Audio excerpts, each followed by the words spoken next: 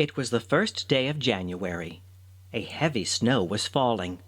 It drifted against the windows and piled up in the areas. The sparrows twittered and chirped and hunted noisily for corners under the eaves, out of the way of the storm. At evening it stopped snowing, but it grew very, very cold. "A pretty kind of New Year this is," chirped a little sparrow. "For my part, I wish we might have kept the old year. This new one is far colder and stormier than the old. When I heard the bells ringing last night, I thought, now the new year has come, and we shall have some fine warm weather, but it is colder than ever. I cannot see why people make such a fuss." "People are stupid.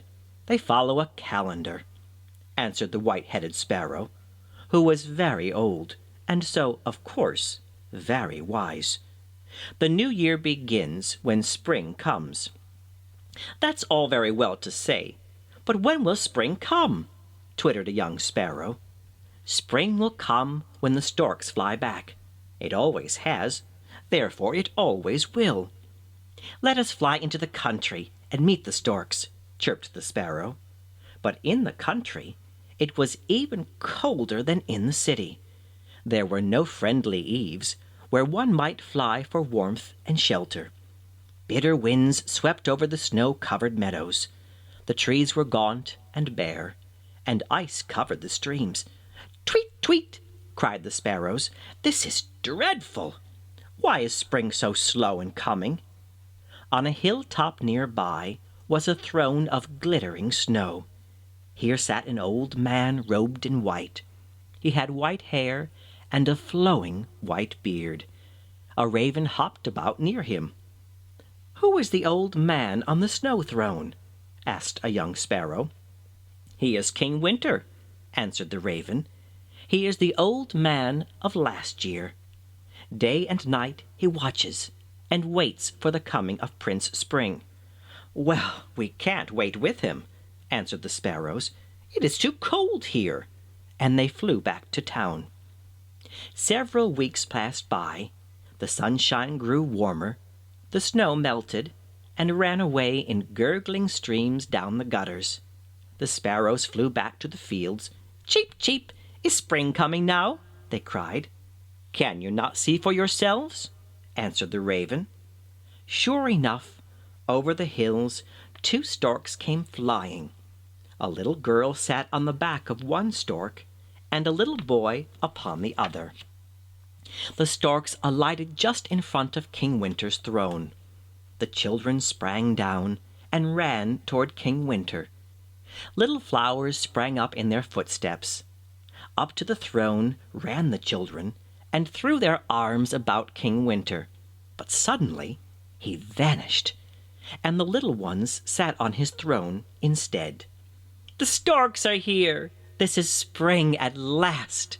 cried the sparrows. "The king and queen of the year have come." Then the little maiden ran about the meadows, scattering blossoms from her apron, till the world looked like a flower garden.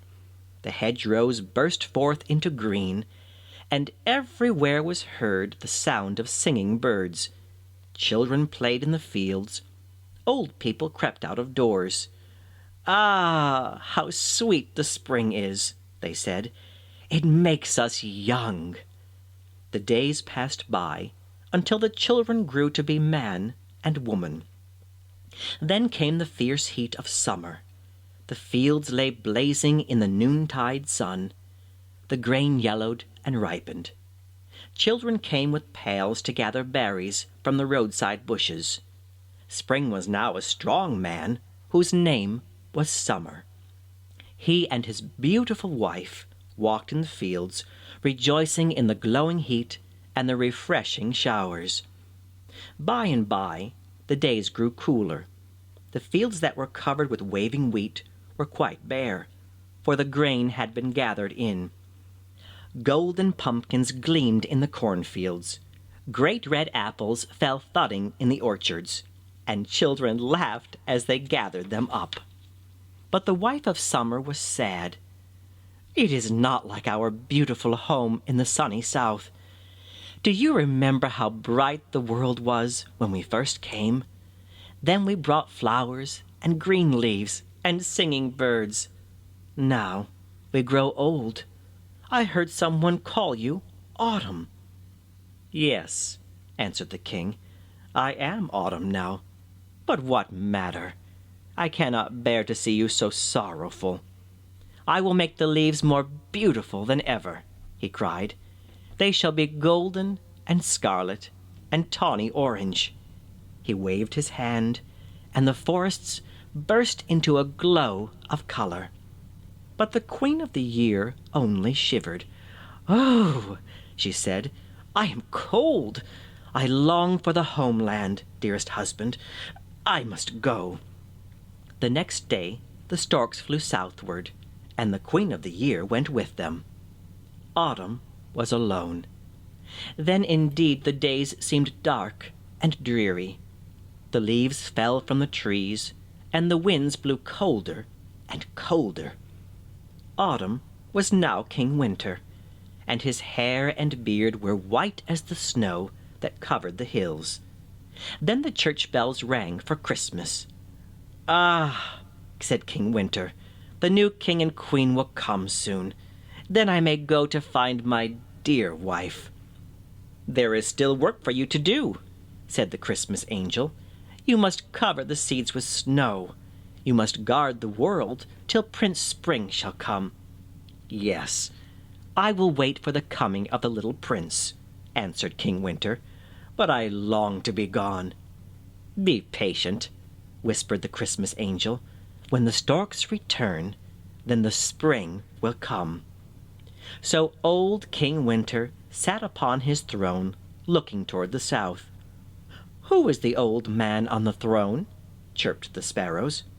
"He is King Winter, the old man of last year," answered the wise raven. "When will spring come?" asked the sparrows. "We long for some warm, bright days. The old year was no good at all." Old Winter heard them, and his thoughts were sad. But he waited patiently for the coming of the little prince. At last the sun shone bright and warm again. The south wind came hurrying by, and with her came the two storks with the little boy and girl. The little ones leaped down, kissed the earth, and ran to King Winter. They threw their arms about him, but as they kissed him, he was gone. This is the end of the story of the year.